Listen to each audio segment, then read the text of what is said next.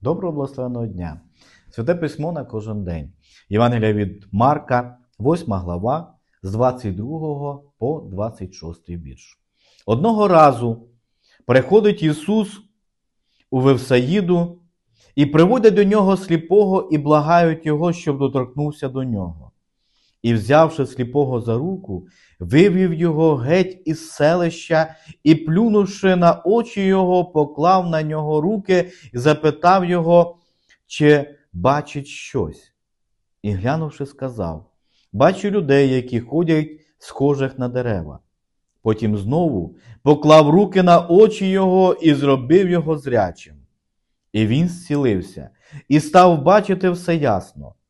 І послав його додому його, кажучи: «Не заходь у селище, і нікому в селищі не розказуй». Богу нашому слава завжди, нині повсякчас, і на віки віків. Амінь.